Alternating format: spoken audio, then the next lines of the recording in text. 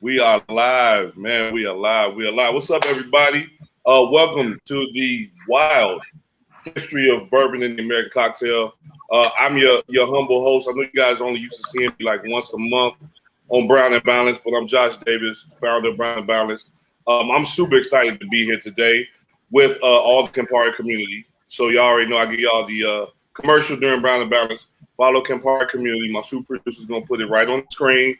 Then I need y'all to jump down, get on that meta list. I actually just got something in the mail yesterday that I didn't know I needed till I got it. So now I'm having a good time messing around with it. But I'm gonna get out of the way because today's special. We got two amazing presenters.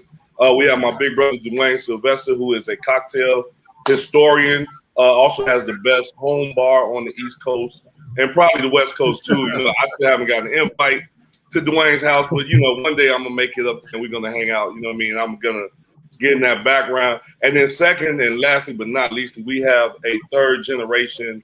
We have bourbon, like just legend, it's Bruce Russell, guys. I mean, what else would you want, right? So I'm gonna get out the way. I got my notebook because I want to learn from both of these gentlemen about just the history of just cocktails and bourbon. Bruce's family is like the first family of bourbon to me, and I can't wait for the day. So fellas, how y'all feeling today? I'm feeling great, Josh. I feel great. I don't know who you just introduced, but I'm here for it. Let's go on. Hey, man, I'm just, as we said in pre-production, you gotta give your people your flowers, man, before while they're still here, man. Both you gentlemen are influential, especially to me and to a lot of our friends all around the country. So I'm gonna get out the way, man. I'm gonna let y'all just have it. Man, I really appreciate that. I also haven't got the invite to Duane's home bar, so I'm ready, Josh. And as soon as I heard I had an opportunity to hop on with these two guys, I jumped on it. Anyway, we're both going to talk a little bit about history today. I'm going to go over some just basics on bourbon and American whiskey history, talk a little bit about my family and how we got involved, because it's sheer luck when you hear the story.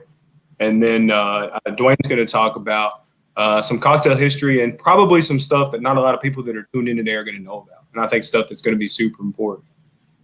Perfect. Hey, guys, that's watching. We are live. If you guys have any questions, throw them in the comments, because it's not every day you get to talk to two people as knowledgeable as Bruce and Duane. So please jump them questions in, and I'll jump in and interject them whenever we can. Bruce, go ahead and tell this rich and royal history. Well, if you like, the short and sweet of it on the Russell side, super poor and nobody knew what they were doing until Jimmy got super lucky and got a job. But we'll get to that. Let's start off with just a little basic bourbon history, American whiskey history, because it does kind of influence everything else that happens, even in my family and directly with our distillery. So, just very briefly, whiskey got started a long time ago, almost 1,000 years before it reached the States. People over in Ireland and Scotland, Christian monks actually, were making distilled grain spirits. And it's interesting to see how that really ingrained itself in their cultures, because when you look at all the people that started making whiskey in America, almost all of them were Scotch or Irish people. They're the brothers that started Wild Turkey. They're the people that kind of started it making it here in America as well. And you really start to see American whiskey pop up almost as soon as people started to come over here and live from Europe. Even as early as the 1600s, people were making distilled grain spirits. And it kind of was because of the hodgepodge of people that lived over here. So you would have some people from Ireland or Scotland try to come over here and make it. And then you'd also have people from Germanic regions in Europe, along with Dutch settlers. They'd be over here and they'd live side by side. Well, the Dutch and the Germans, they knew how to grow grain. The Irish and the Scotch, they knew how to make whiskey. And so they worked in tandem. But whiskey was not a money-making thing back then. It was not really a money-making thing all the way until almost 1800. So what you would make whiskey for is if you just had excess grain. So I've grown a big crop. I haven't been able to sell it all or eat it all. Grain doesn't last forever. And so you have to do something with it. Well, an easy way to keep it would be to make distillate out of it, because alcohol does keep. That's why when you look at a lot of things like distilled spirits, grape spirits out of Europe, or rum or whiskey, that's a lot of times what was being traded instead of just money, because it would keep. could put a bunch of spirit in a big barrel and you could ship it across the ocean. And rum was the king back in that day. Rum being made and shipped out of America from, that time in the 1600s or even before, all the way into the mid 1800s, it was king. And it was directly involved in the triangle trade, in the slave trade. We were shipping rum and goods out of America in return for goods from Europe and slaves from Africa. And that's what rum was king. It was the easiest thing to put on a boat and ship all the way until the 1800s. And then when the Civil War happened and triangle trade died, rum died with it. And bourbon was just kind of set up to take over because something had to take over as the spirit in the U.S. But it was right before that when we saw the first big kind of change in whiskey. Whiskey was just mom and pop places, kind of what people would know as moonshiners and stuff before the Civil War. You did start to see some of the families that we know now first start to get into the industry. So names we'll see on bottles like Elijah Craig or the Weller family or the Browns, Brown Foreman or Jacob Beam, the Samuels family. They all started before Civil War. So these families have a lot longer of a history than even my family does making whiskey. We were living in America at that time, but we were, we didn't own any distilleries. We might have been working in them. I'm not sure. But the big guy back in the day was this guy named James Crow. If you know Old Crow or Old Pepper, those were his. He was and believe it or not, I don't know how many of y'all are drinking Old Crow now, but believe it or not, back then, Old Crow and Old Pepper, they were huge, modern, premium brands. And they were some of the biggest whiskey brands from that time for 150 years after, from the early 1800s on. And he was really the one that made the first, what we know as like a modern bourbon. It was made and distilled and aged very similar to the way we do it today. And he was using sour mash, which was a huge difference. And then shortly after he started to do all that, the Civil War hit. And then right after the Civil War, we saw what happens a lot of times when things become big business. It's what we've seen recently in bourbon when it's become big business again, large suppliers buying up all the mom and pops. And so right before and during the Civil War era, you would have had a bunch of different brands, and every single one of these brands almost would have had their own kind of family-run distillery. But right after, things started to change. Distilleries got bigger. People went away from pot distillation to column distillation, continuous still distillation. It became big business. And contract brands and stuff like that started to become a thing. So one large distillery, it's very similar to today. One large distillery would have a dozen brands. They'd all be the same recipe, but each of these brands would have a little bit different of a marketing approach or a little bit different of a story to tell, stuff like that, different label. And whiskey thrived from the time right after Civil War all the way until the time Prohibition hit. And that's really when our distillery started to kind of get its start. The Rippey brothers, the family that started our distillery operation, they came over from Ireland and started to try to ply their whiskey trade. They were very good at making whiskey. They were, so-so businessmen. Started in the 1850s. I think from the 1850s all the way until Prohibition hit, there was, a handful of different distilleries they were involved in. The Rippey family would start up a distillery and then buy into other distilleries and then go bankrupt because they were involved in a bunch of other stuff, legal or otherwise, probably going on back in the day, because we saw a lot of interesting things happen once bourbon started to blow up for the first time in the late 1800s. With big business comes a lot of shady stuff. You started to see bootlegging of kind of shoddy rock gut whiskey. You saw whiskey that was young, but you pour, stuff like prune juice or tobacco spit in it to darken it up.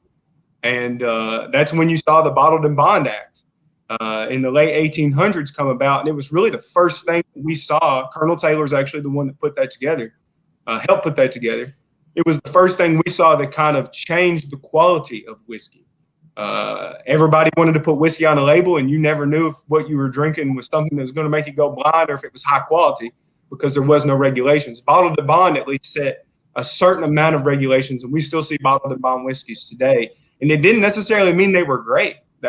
Compared to most whiskeys today, they would have been pretty like average as far as like the age and stuff like that, because it just meant, it was 4 years old, it was 100 proof, made and aged at one distillery from one distiller, and all the grains came from one season.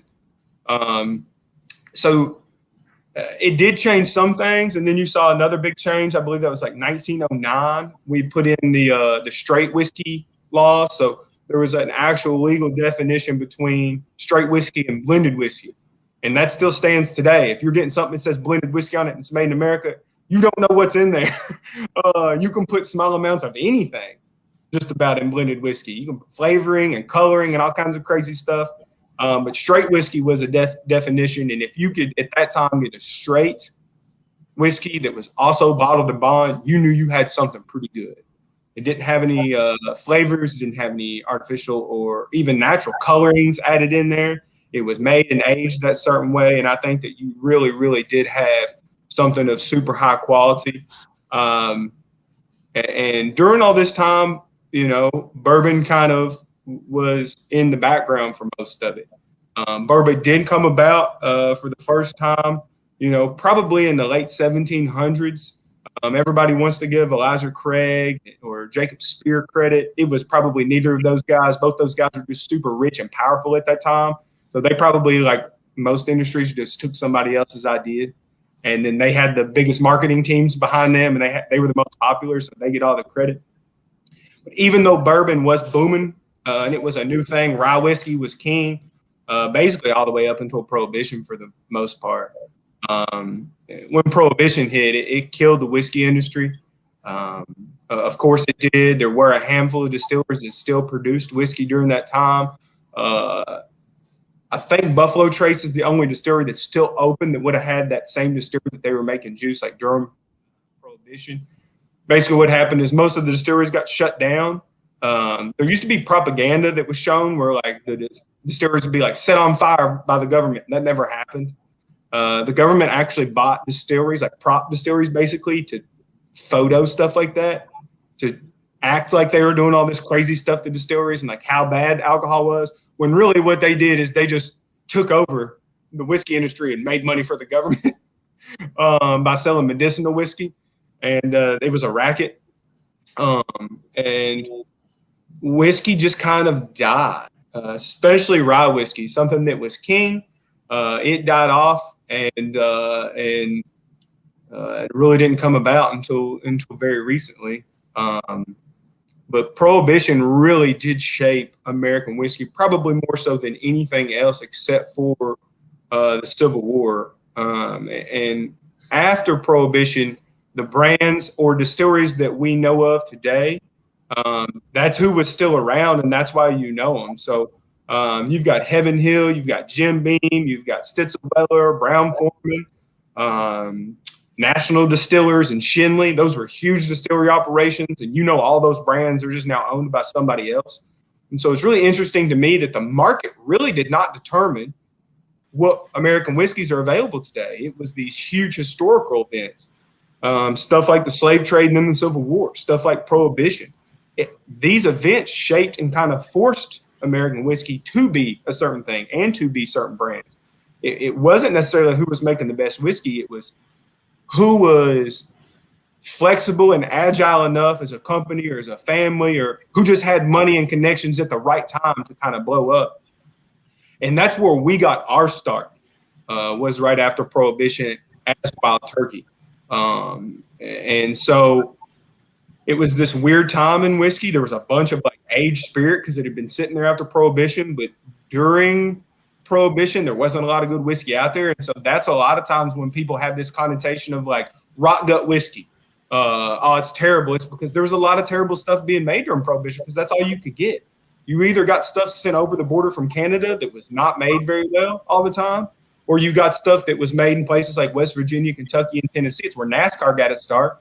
It was some old redneck that was making juice out in the woods, and he put it in a car that was literally faster than police cars would be back then.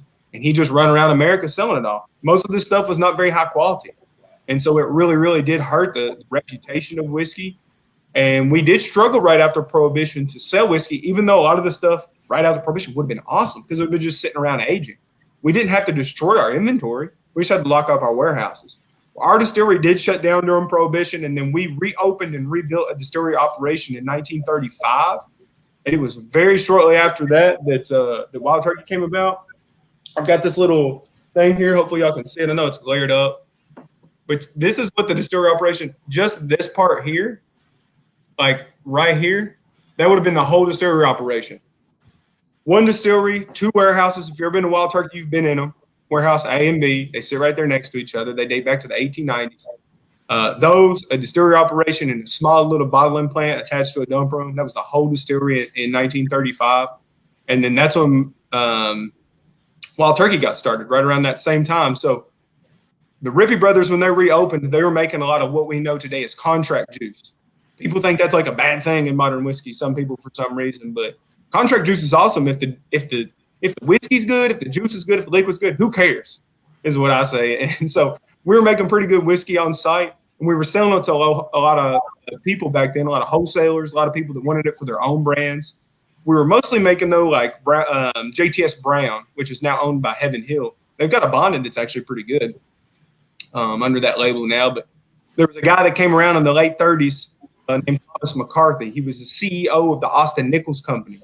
Austin Nichols Company was the largest wholesale grocery company in America. It's located out in New York, New York. And there was this like industry chip. I always refer to it as like if Run Amok had no education, what it would be like. So I don't know how many of y'all have been there on site, but a lot of fun to be had at the campgrounds.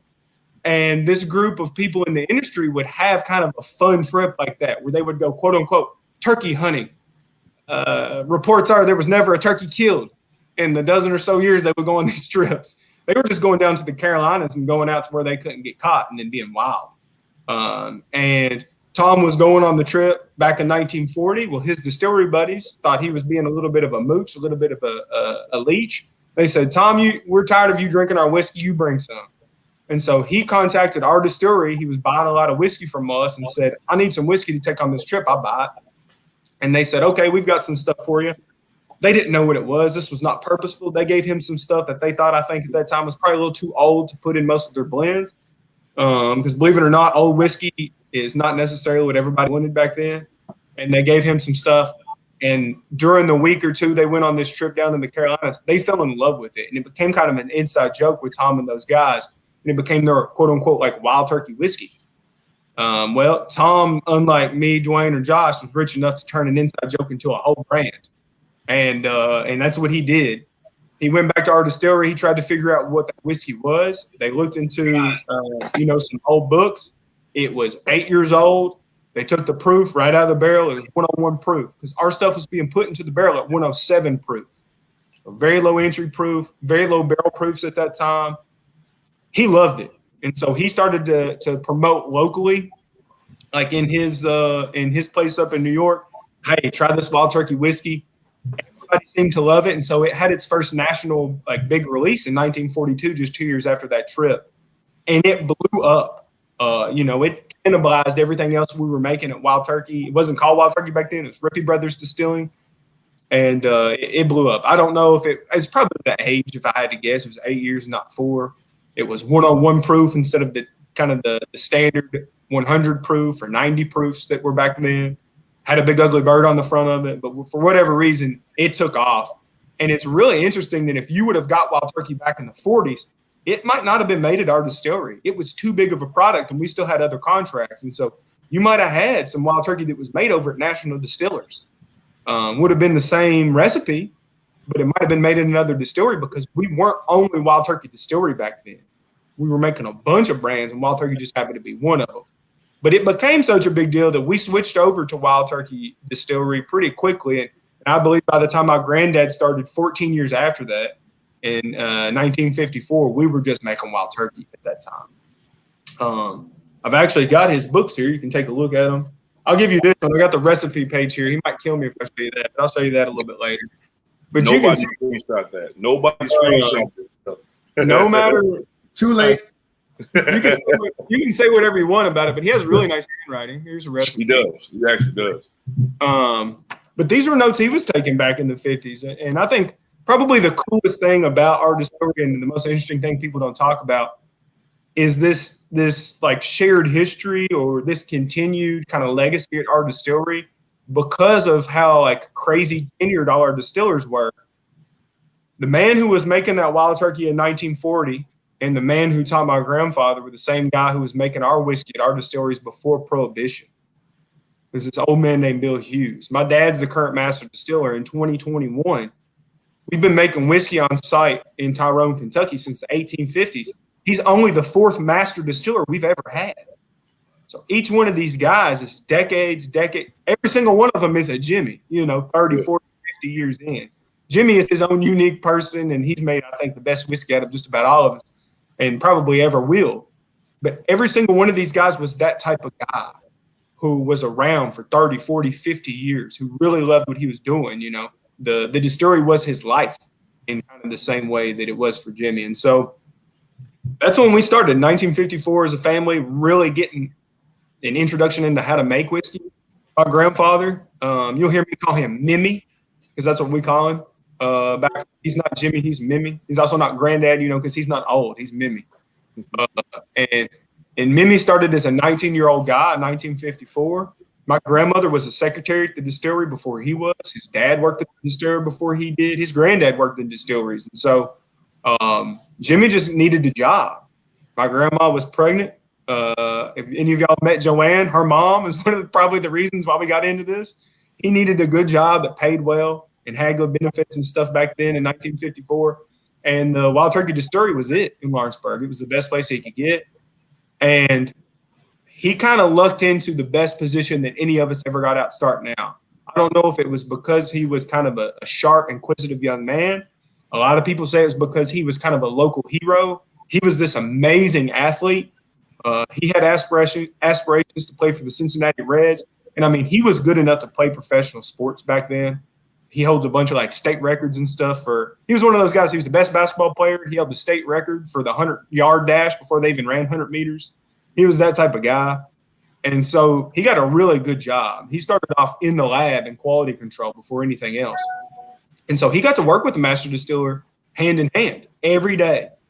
And you can read in these old books I've got, he's handwritten from that time, where he's talking about all these different jobs that Mr. Hughes was putting him in. And you can read in these notes, Mr. Hughes is not a very nice man. Yeah, shout out Bill Hughes. Not the nicest man according to these notes, but a lot of tough love. He was making Jimmy learn it whether Jimmy wanted to or not. And again, just pure luck. He hadn't named Jimmy distiller in waiting. Jimmy was not a distiller. He was just still working in labs. And because Mr. Bill Hughes was so old, he came after Prohibition again and made whiskey. He was like my granddad's age back when he was teaching Jimmy. He had a heart attack or a stroke and died in 1967. Well, Jimmy was my age. He was 32 years old. And he was the only one that knew all the secrets. And so the people that owned us back then, they had to have Jimmy. He was the one that had these books. He had all the recipes. He knew how to make it. He was the only one. And so whether they wanted to or not, they were stuck with the young Mr. Russell as kind of the head of everything, master distiller, plant manager, head of HR, the union steward. He was everything back in 67 and was that and still is a lot of that today. I mean, he's well into his mid-80s, on his way to 90 years old. He still comes to the distillery every day that we allow him.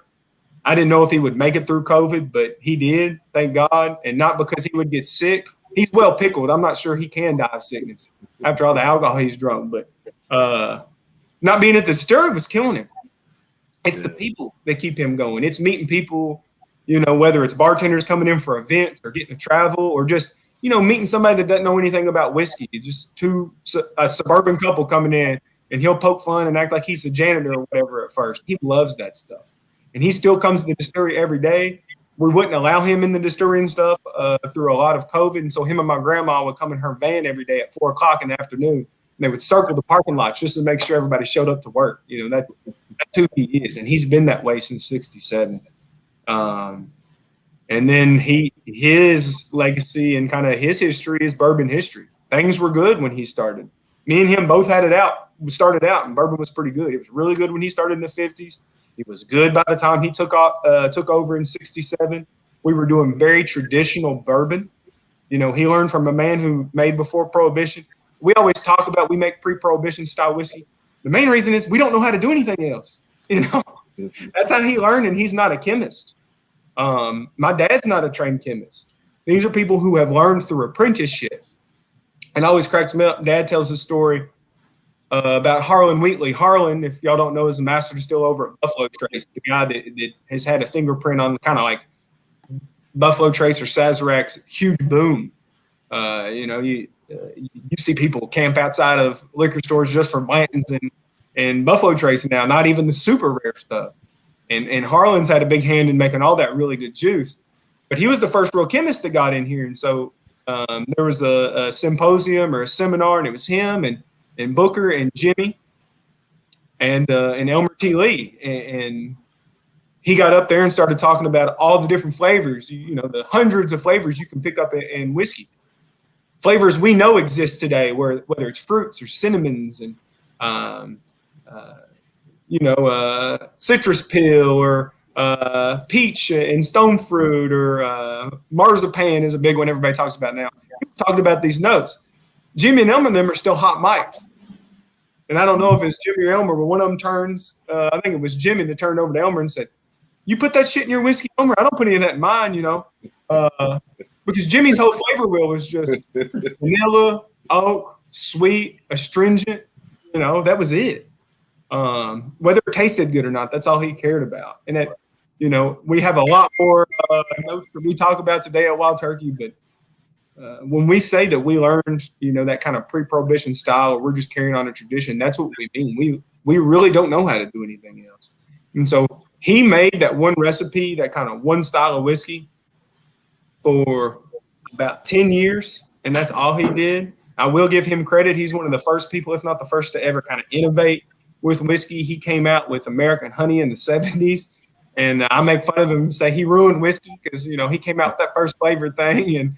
And now, I feel like every day I see some big distilleries coming out with peach bubblegum or vanilla apple or whatever. Hey, I've had some of those things. They're pretty good, But he came out with that, and then he did dabble in some other things. Like, people don't realize that a lot of these old distillers and these old distillery guys, they were doing a lot of the stuff that we think is modern today. Jimmy was doing private barrel whiskey back in the day, in the 60s. It just wasn't called private barrel. When people are like, "Oh, we're aging in all these casks," or "Oh, we're using smaller barrels," or "Oh, we're trying to rapid age," all this stuff is in these notebooks Jimmy wrote in. They tried it all because eventually whiskey was not good, and they really started to experiment starting in the late 70s because they knew whiskey had to change. And then really were forced to try anything we could in the 80s and early 90s when vodka became king and bourbon started to die off. People discovered, hey, man, there's this thing called vodka and it doesn't really have that much flavor and I can get drunk and I don't have to taste alcohol. This is crazy. And so people went straight towards that and other clear spirits, and they backed off of whiskey. That's when you saw a lot of people drop their proof down to 80 proof. That's when you saw a lot of changes in how old whiskey was, and distillation proofs, and entry proofs started to climb up. And things started to, whiskey wasn't as good on average, to be honest. You even saw some people go to light whiskey, which is like this weird kind of in between neutral grain spirit or vodka and bourbon. It does have some super interesting notes, but the quality is generally not as good as what you would know of as your straight American whiskey. And then we just kept plugging along. Thankfully, Wild Turkey and Jimmy just never changed. Dad started right around this time. Dad started in 81.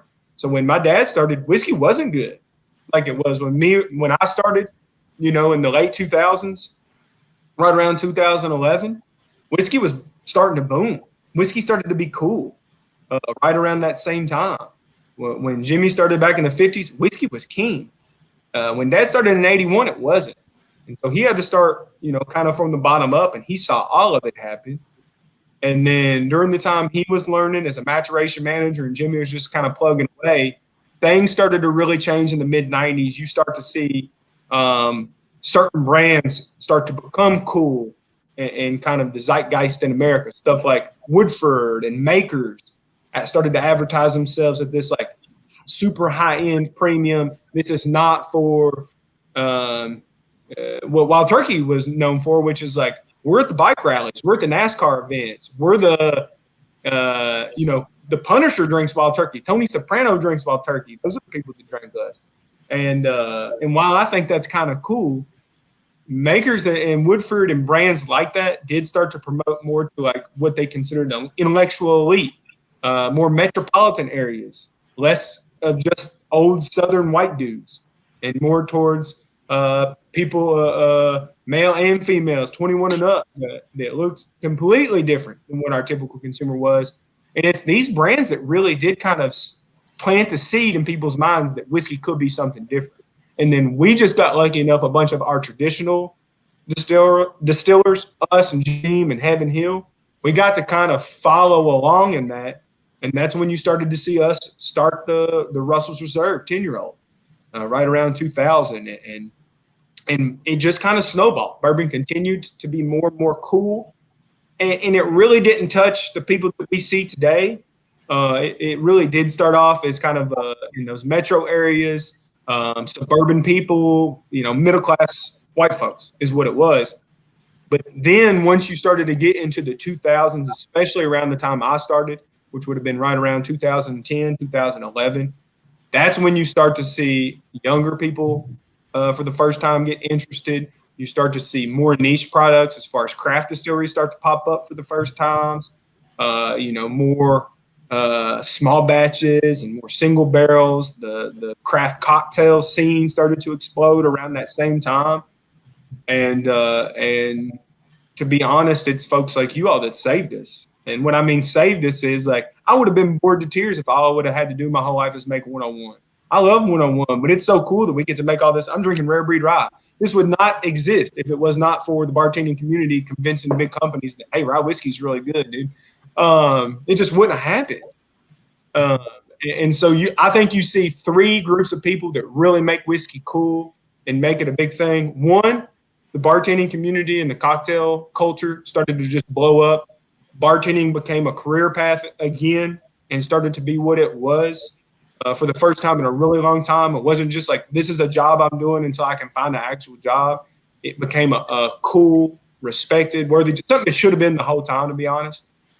Classic cocktails started to become a huge thing again, not just for the cocktail nerds, but for, your everyday person. So that was a huge part of this. I mean, 101 Rye literally exists because a bartender got mad. So the bartending community had not only had an indirect impact on the industry, had a direct impact on us, Wild Turkey, as a producer, and continues to. A lot of our products are directly influenced from my dad, Jimmy, being really some of the first people that would travel and show up to a bar and be like, what do you think? Do you like this? And actually give a shit about what that person had to say. But also two communities that are still very strong right now, one of which is the bourbon nerd community. It became cool to be a nerd about this type of stuff. It became cool to be a nerd about whiskey that wasn't just Scotch. And you still see that today. If you want to get involved in one of I think the coolest communities in spirits, it's in American whiskey. If you just get on Reddit or you get on one of these bourbon blogs and you have like a unicorn bottle that you want to try, type in, man, I've always wanted to try this. Before you know it, somebody will have you a 2-ounce pour shipped in a little vial in the mail, and you'll just get it for free. The community's really cool. They're very open about new people. And there's all different types of communities now. It's not just for people that look like my dad and my granddad anymore. There's a Women in Whiskeys movement. I just did 2 dinners with the Kentucky Original Black Bourbon Enthusiast group. Great group of folks. So there's something for everybody out there. If you're trying to get into whiskey, there are people, I promise you, that think like you do, that look like you do, that want you to be a part of this, because this is a growing, very cool community. And then last but not least, and this is a very divisive community in spirits, it's the people that sell and trade online, vintage whiskeys, the flippers.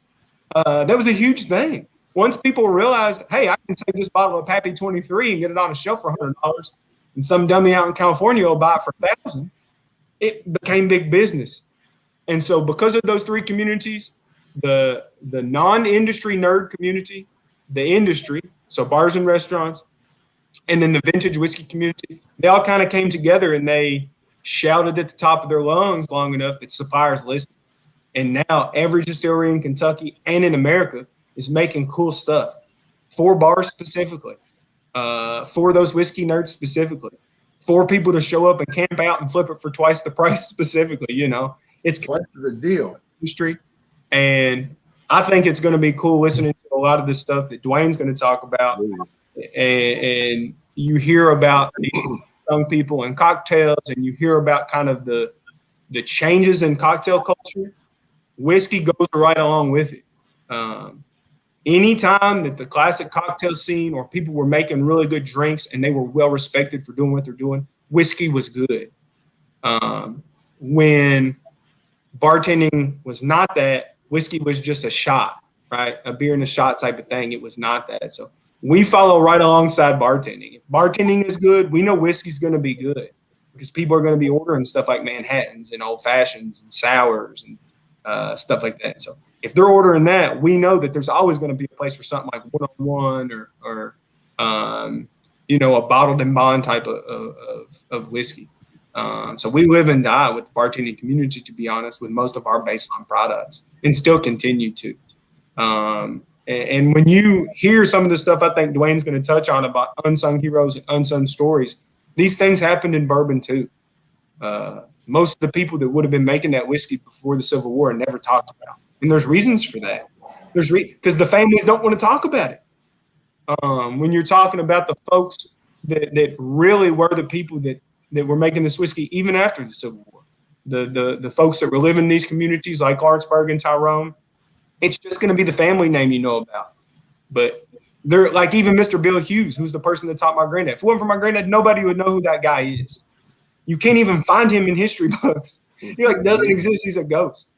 There's a lot of unsung people who just didn't have a rich family, or they weren't as lucky as my family, that really are just as important as we are. So hopefully y'all learn a little bit about those type of people from Duane, and I'm excited to sit back and listen to. Absolutely. Hey man, well thank you, Bruce. That was amazing. Like I've heard some of these stories from being able to go down to the distillery, hanging out with your dad, your granddad. I'm not gonna call him meaning. I'm not gonna do it. I'm gonna just keep calling him, Uncle Jimmy.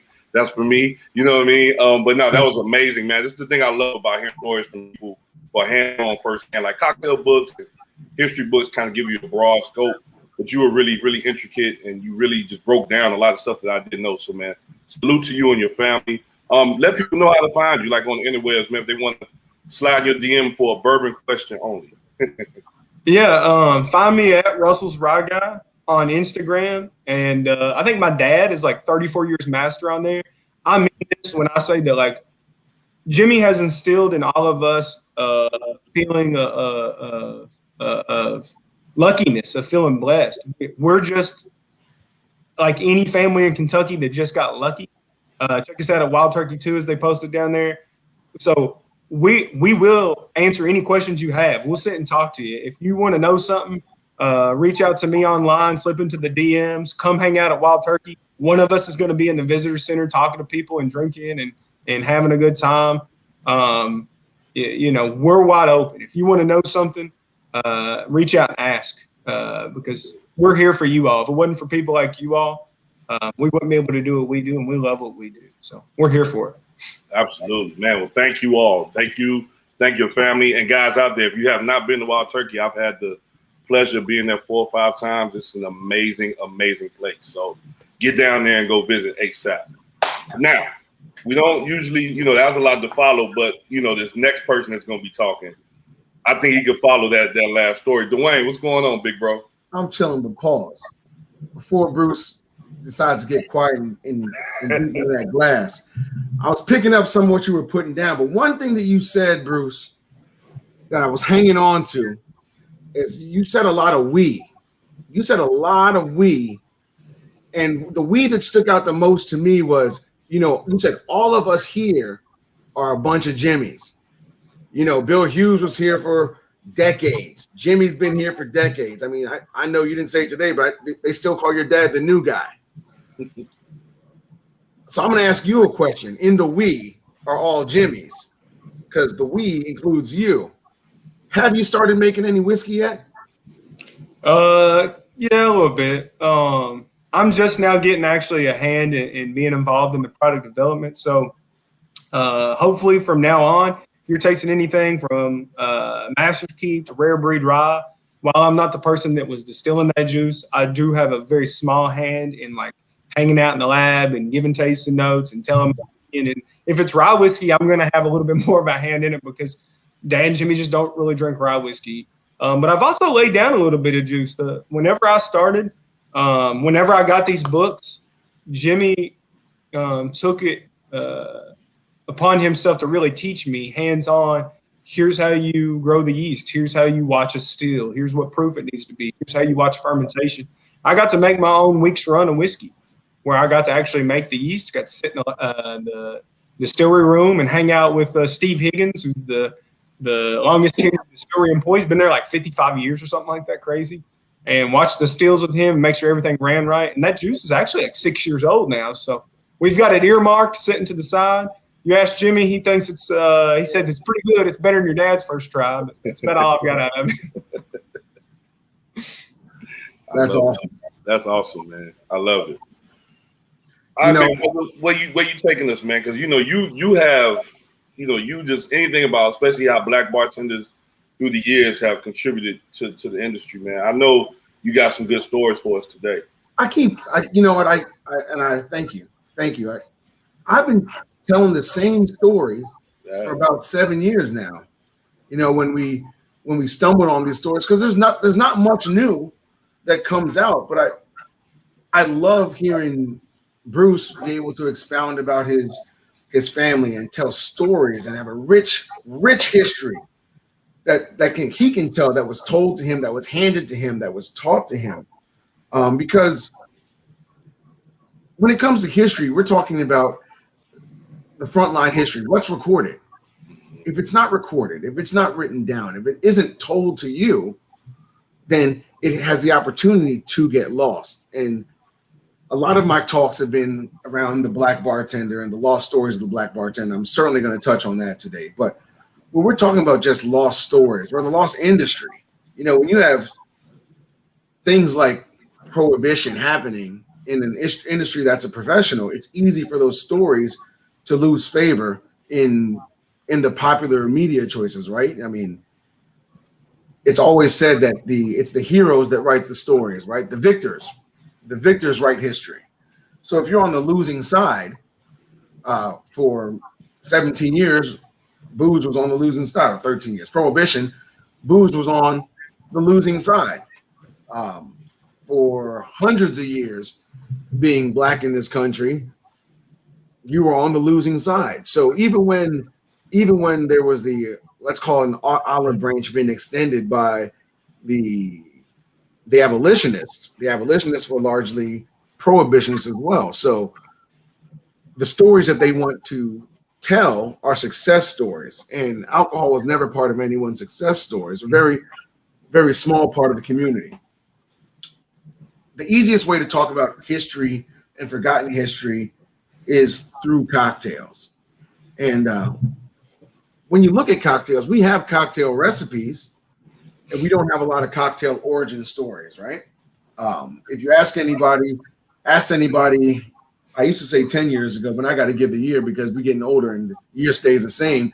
2008, if you asked anybody about original bartenders, vintage bartenders, and the first name that anyone ever talked about was who? The professor, Jerry Thomas. In 1860, Jerry Thomas put together a book, and it had a whole host of drinks in it. Presumably, the way that we're conditioned to think, or at least I should speak for myself, if this is the first book written, all those recipes are his recipes. It's easy to follow that logic, especially if you stop your research there, because whenever we research anything, when anyone researches anything, they're looking for an answer to a question that they already believe the answer to be, or they go to a source, and if they trust that source, whatever that source gives them is the answer. So what was the first cocktail book? Jerry Thomas. So Jerry Thomas was the greatest bartender ever that wrote the first cocktail book, until we find that those drinks existed pre-Jerry Thomas. You got people that educate us, like a young Bruce Russell that came on a StreamYard today and said that whiskey was being made in Europe and Germanic countries in the before the 16th century, 1500s. Don't quote me because I might misquote him, but things were being made. What we are able to recapture and regurgitate now is what was recorded, the stories that were told. So I listened to Juneteenth, and it was big, and people started talking about black bartenders, and I loved hearing many of the stories, some of which I've told before, some of which I didn't know anything about. And the mint julep came up for Cinco de Mayo that weekend. There's something that happens in Bourbon country, a horse race or something. There's a little small race. Yeah, and we started talking about the mint julep, and I heard people talk about. They talked about Tom Bullock in the mint julep, and they talked about John Dabney in the mint julep, and I think some people went far back as Jasper Crouch. I don't think anyone has predated Jasper Crouch as far as he was credited as being the first king of the julep, and of course he was making it for some Virginia social club. And Bruce touched on this in 1800s. If you had money, if you had the wherewithal to produce and market something, you also had people to do the labor for you. So I mentioned Jasper Crouch, and we'll get in and we talk about Jim Cook and John Dabney, that were all employees that were in such social settings that their names were somehow recorded and they were put forward, even allowed to earn livings, of which they had to pay tariffs on, but they were able to earn monies and keep some of that for themselves and build some notoriety, especially when Europeans. The biggest thing that happened to the julep in this country, or cocktails in this country and profession, were European visitors that were being hosted in and around Washington, D.C. Because they would take those stories back to Europe. And then in European papers, they would write about the amazingly adorned cup that was passed. That was the star of the meal, or the star of their trip. I guess the whole point that syncs best with what Bruce was saying is that we are in danger now still of losing all of our stories because we refuse to record them, and that's neither black, white, or anything. The most recording that is happening right now for the beverage community, all these wonderful bartenders out here, the majority of is a post on someone else's social media, a post in an environment that was created. Don't get me wrong, I love my Instagram, but those were environments that were created to generate clicks so that we can benefit someone else's business, right? But what about our own stories? Who is going to tell our stories? Josh always likes to use the phrase, give them their flowers, right? So give them their flowers. Josh put out a beautiful shirt. Where's my shirt, Josh? Did you get it? Don't worry about it. It's in the lounge, man. Right. He highlights people that influenced him personally, that have done amazing things for the beverage industry. If you don't know, you got to go check out Brown and Balance, and he will let you know, and those names will be there for you. But we got to tell the stories. You've got to tell your own story. There's a humility thing that gets in the way of people sharing what they do, taking credit for what they have done. I'm not talking about bragging. I'm talking about telling your story, recording your story, so that it's not just. I visit a bar that I used to work at, and I hear them talk about how great they thought I was. And and I think about it, I'm like, great, wow, that's great. People are talking about me. But it really is just ghost stories, because the story's going to change because nothing's written down, nothing's recorded. Does that mean I should write a book? Probably, absolutely, I should write a book, but not because I'm greater than anyone else. I think everyone needs to record, to write their story and put it down so that you have a legacy. You know, we just learned a lot today about Jimmy, Eddie, the Wild Turkey family, and it was told to us by Bruce, right? So it's not me Googling a story or what was the book? Was it Jennings that wrote the book on the Wild Turkey family? American Spirit. American Spirit, great story. I haven't read it, but Bruce said it was a great story and it was about his family. It was recorded, but I got it from the horse's mouth, if you will. Who will tell your story? Who will continue to tell our story? We've got some amazing people in the industry right now. Top of my list, close to my heart, is Dr. Joy Spence. Dr. Joy Spence has done more amazing things than we will ever learn about. Why? Because no one is telling her full story. I believe that there's more to her story. And I've spoken to her and she shared tidbits of her story. So I know where she worked prior to, how she came to the distillery, and she shares those openly. But who's going to record her story so that when it's no longer in marketing interest to get her story out, that her legacy can live on forever? I don't believe her children are in the spirits industry, right? We got what's the young sister that wrote that beautiful tiki book? Shannon. Yep. Shannon put her book out there and put something out. Her name is in something in print that someone can reference.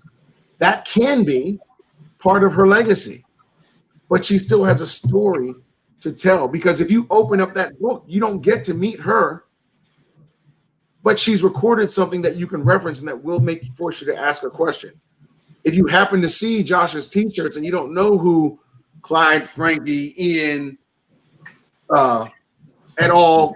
Are, it forces you to ask a question. But when you ask the question, you go to Google, and then the Google will only give you what answers you have. And I don't know that Clyde, Ian, Frankie have put their stories forward to answer those questions themselves. There is value in telling your own story. In the African American community, even in the Afro-West Indian community, there were lower educated people. There were some highly educated people in the Caribbean as well, but stories were how information was shared. I mean, even the Calypso music came out of getting information to people that didn't have access to the current events. I don't have the answer to it, but the message has to be, and Bruce kind of derailed me a little bit because he's able to speak so passionately about his story, his family. And he's not just, that was not marketing. That was not a marketing pitch. That was him talking about his family. He will tell the same story he told us today to his children and anyone that he meets, that if he has children. I'm not putting anything on here. But it's going to share and it's going to live on, and that's important. It's all about in the stories, and we are not, as a community, we are not, as a communities, because I represent more than one community, but as a spirits community, and I think it does apply in the Black community, certainly behind the bars. When we look at how many Black bartenders predated Jerry Thomas,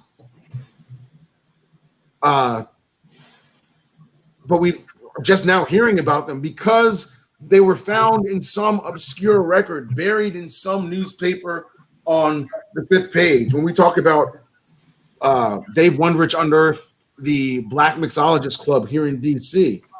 I live in DC. I knew nothing about this. Dave said, yeah, by the way, when I was writing my book, this was a Tales conversation. By the way, when I was writing my book, I came across a Black Mixologist Club in DC. I was like, get out of here. So we came back and we looked, and we had to go. Derek took me to the National Archives, and we went and dug up and found a periodical called a newspaper called the Colored American. I was like, oh, wow, Colored American. This is going to be chock full of information on the Black community in DC, especially with the bartending interest, what I was looking at, the spirits community. Searched through over 50 issues. Found less than 5. I found only 2, but people have gone back and found a little bit more. But but very little was recorded. Only time that you ever heard about black bartenders was when something bad was happening or they were of merit. And there was a bartender that made news in the Colored American, Benjamin Sheekles. Benjamin Sheekles was in Cincinnati. The only thing they had to write about him was that a mob ran him out of town. Did not want him to be serving in their establishment, right? In DC, there was a guy that ran one of the best bars here in the city. His name was Beverly Snow. I don't know the name of his bar, but it was recorded that it was one of the best bars in the city. But a mob ran him out of town as well. We get to hear about Dick Francis here in DC because, he was able to open a bar and put his kids through college out of his bar, and then was given the bar in the Senate. So he had the ear of the most powerful people in the country at the time, and he was pre-Civil War, post-Civil War. Anyone that's heard me speak before, I can't talk without talking about Tom Washington Bullock. Thomas Bullock was the first African American to pen a cocktail book right before 1917, I think it was, right before Prohibition. And when anyone talks about Thomas Bullock, the only thing they could say was that he was a master of his craft, because that was recorded by others. That was recorded when Roosevelt said that, he hadn't been drinking since he left office. When he was in office, he had a couple juleps because he loved the julep. And when he left office, when he left office, he had a couple. And while he was in office, he tasted one or two. And someone called him out and said, well, that's bull, because anyone that's tasted one of Tom's surely finished it, right? So Tom Bullock wrote a book. And I happened to be lucky enough to meet his great nephew, security guard, funny enough, that happened to work in the hotel that I worked in. And so he was able to tell me a little bit about Tom Bullock, the person that he'd heard through stories. But Tom Bullock wrote a cocktail book. We don't know anything about Tom Bullock. We know that he worked at the St. Louis Club and maybe some time over at Penn Dennis. But we don't get to hear that passionate story that Bruce just told, right? And Bruce backed it up with bourbon history. That was well done, Bruce. But the passion came in when you started talking about Mimi. Yeah. And you pulled out what Mimi handed you, Legacy, a book of his notes.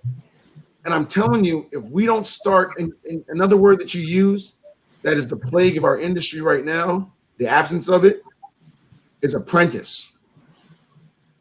No one is teaching anymore. Everyone is either knows it or is hiding it. There has to be apprenticeship. There has to be some sort of hand down.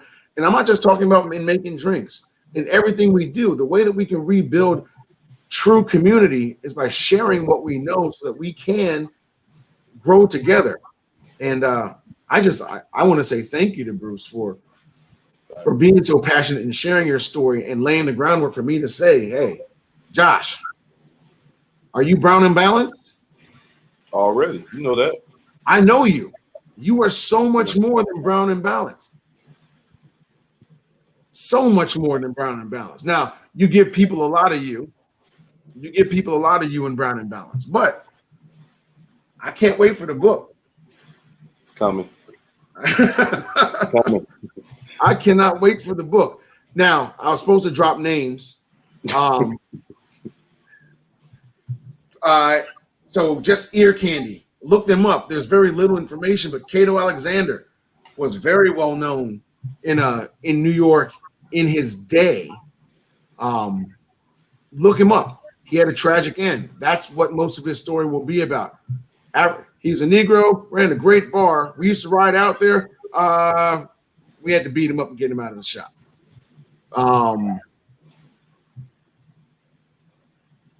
John Dabney, Jim Cook, never heard any negative stories about them. They were two Virginia caterers, is the most efficient I can give you, because they were cooking, they were making drinks, they were doing whatever. When I referenced that when Prince Edward some number 7th, I think, visited the U.S. in the 1860s and attended an event at the Quiet Club. You guys have heard Quiet Clubs. I don't think anyone knows what a Quiet is, but it's a group of people that used to get together and throw this heavy ass ring at a stick, like ring toss. I think I saw that it's like a 5-pound ring that you got to toss at a stick. But they would have catered events and meet in the woods and drink these juleps. At this point, the julep had transformed from an iceless concoction. By 1860s, they were doing these hailstorms, or the juleps were either shaved ice or these big pebbles of ice, and heavily adorned with mint leaves. And when he went back and told the story, this positive story of his experience, he had but first names to offer of the people of his experience. Tell your stories. Use people's full name. You know, there are too many uncles in the history we have to look up. Too many uncles without significance as terms of endearment, but it delegitimizes that. You know, when we start talking about Uncle Nearest or Uncle Dick or Uncle Tom, these were words that were given to them to make them feel more like family in their unchosen positions. Some say it as a sign of respect, but when you're telling your story and you're writing your story, they need to know your name. They need to know it's Bruce Benjamin Russell. They need to know it's Josh Edward Davis. I just made both of their names.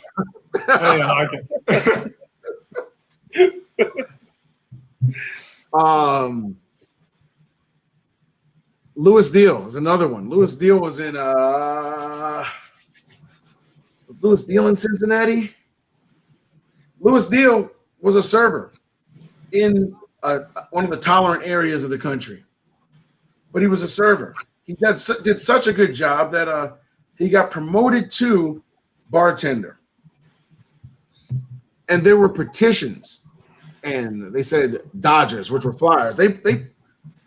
They boycotted the business, and not only did they run him out of town, they shut the business down. But I want to know how great of an employee Louis Deal was. What did he do that was so amazing that allowed him to be given that position in the first place? Right? Someone needs to write a story. Those stories are gone. Anyone with these stories that we're grasping for right now, you know, people that were born in the 20s and 30s, very few of them are with us still to be able to share those stories, you know, from my community, and the few that are available still have some old, set in their old ways. It's difficult conversations, you know. I'm gonna ask Bruce to ask Jimmy, you know, what people of color were around our distillery or in our community.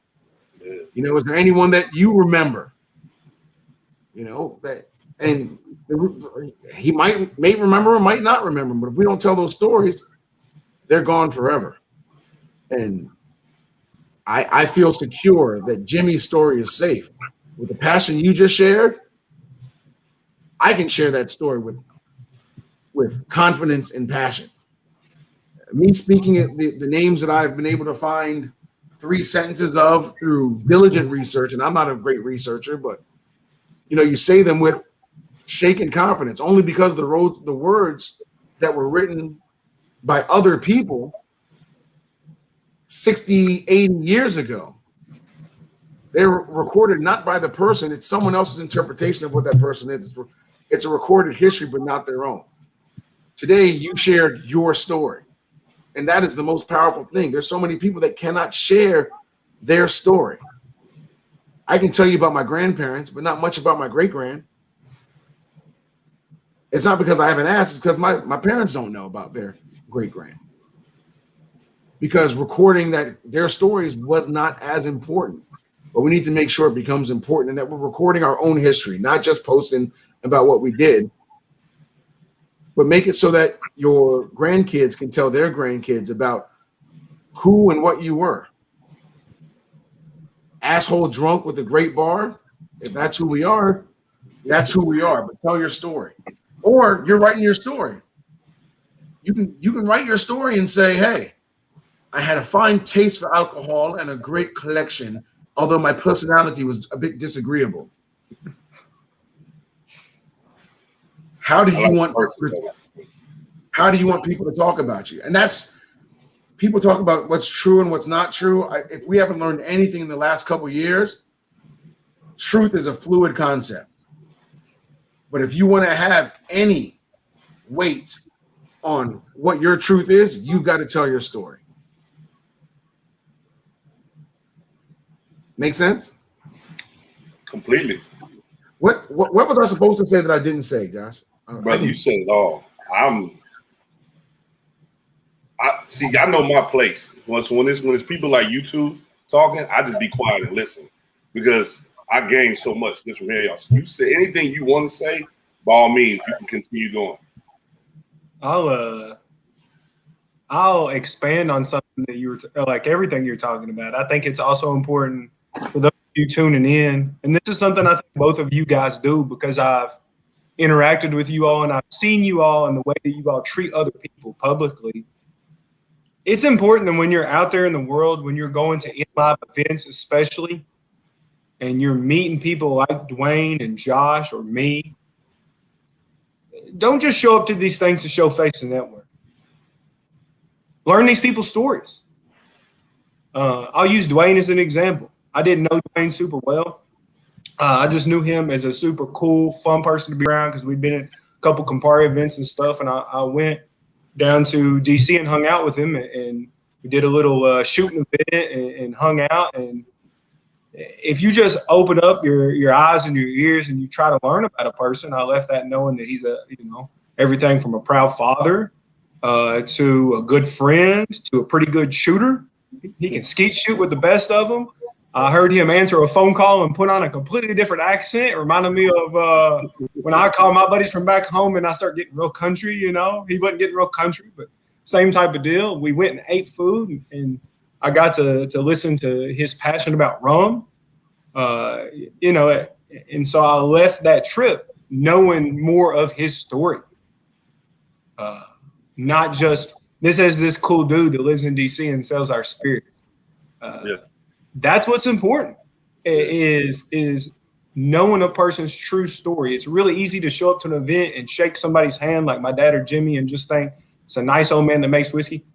Jimmy would sit there for 2 hours and tell you about his childhood or how much he's disappointed in me or Joanne or, whatever else. And I think it's super important. And this type of stuff, the work that both of you all do, especially a lot of the stuff that you all do, Josh, I think is just so important. And selfishly, because of the way my life's changed recently, my brother had a child on my birthday, the end of March. So my brother has a young black daughter now. Ain't your birthday no more, by the way. It's not. It's her birthday. It's Naomi's birthday forever now. We'll be going to Chuck E. Cheese and not where I want to eat. But I want her as a young black woman to feel comfortable following in my footsteps one day if she wants to be. We could have a master distiller and I want her story to be told. And I don't want it to be a big deal. Right.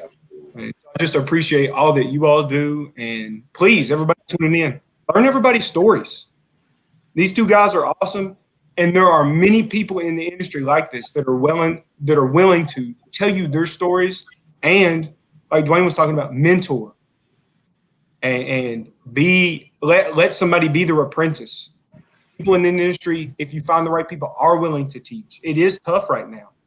People don't want to share secrets. People think they know it all, but once you can break that down and you can find your Jimmy, it'll change your life. It will. That's a hashtag. Find your Jimmy. Yeah, find that person that will help you become the person that you can be, and learn something. We can all learn something. I learned stuff today. And I think that's a big part of it. Same. Yeah, same.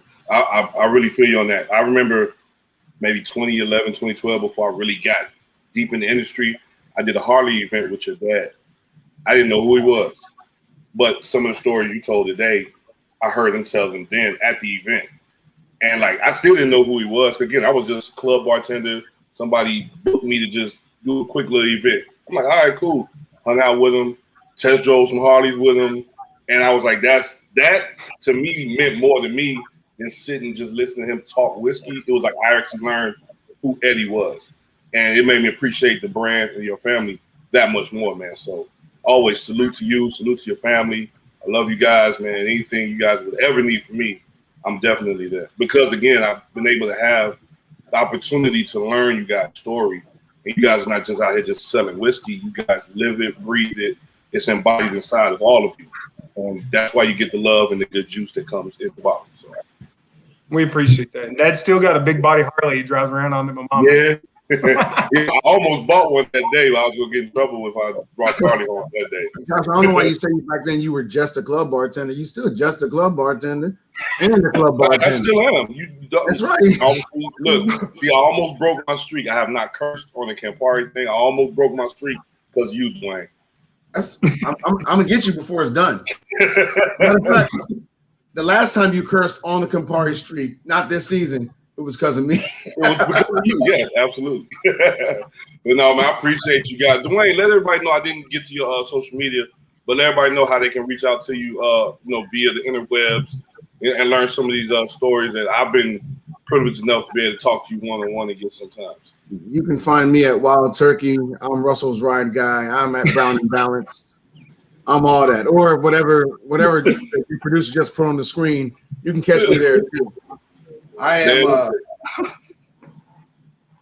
am my people, man. I am my people.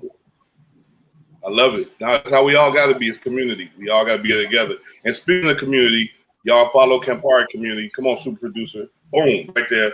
Follow Campari community. Get on the mailing list. If you have not, I don't know how you haven't, because I've had 15 episodes of Brown and Balance, but I've told y'all, sign up on the mailing list. So please, there's too much free stuff on that mailing list. There's just free stuff. Free stuff. Who doesn't like free stuff? For no reason. We're going to get Bruce to go ahead and set one mailing list up, and he'll just send you bourbon. Speaking of which, Bruce, I tried to say the whole he was just going to go with it, but he didn't go with it. So it's all good. I was shooting for everybody right there, man. Yeah, after you gave him his tag, his DMs just blew up. That's right. Yeah. I put the disclaimer. I was like, yo, for bourbon, whiskey, those type of questions, slide his DM for that. I didn't, I don't know what's going on. I didn't want to give Bruce no kind of trouble or nothing like that. That's right. They're going to slide and say, how about that bottle Josh said you was going to send me? Tell him just send the invoice to Brown and Balance. I'll get to it one day. Yeah, it looks like Dwayne's got all the bottles back here at his bar, so I'll send him his. All of them. Yeah. Trip to Duane. Me and you, Bruce, trip to Duane's house. You guys are always welcome. Yeah. Bruce, I'm going to ask you to bring that 13-year in your arm if you're coming, though. All right, deal. Hey, so guys, look, we hitting the end of the show. Everybody who tuned in today, I hope you guys, got something. This was like a masterclass in history and telling your story. Like I said, Bruce was able to tell his family story. Duane got me where I'm over here like, let me go ahead and get this book done and get my story out there as well. If you guys enjoyed this, you can always follow Portland Cocktail Week, PDXCW on Instagram. Follow him on Facebook, YouTube, PDXCW. Super producers on it today. He's not this sharp at Brown and Balance, but that's okay. We'll talk to him about it later. But he's on top of all the promo today. But follow Portland Cocktail Week everywhere and check this out soon, man. And just, again, follow Campari, follow Bruce, follow Duane, follow me if you want. And let's continue to tell these stories together and have it. So before we got it, if you guys want to leave the people with anything, it's your show. I'm drinking this good Wild Turkey water today. You guys enjoy it. I want to have a responsible sip. I got to go to the gym, man. I got to go to the gym when I get out of here. So. Oh yeah, I went to the gym right before. I worked out with Bruce this morning. That's right. But hey, cheers to both y'all fellas, man. Thank you for today. Cheers, guys. Cheers. All right, I guess we out.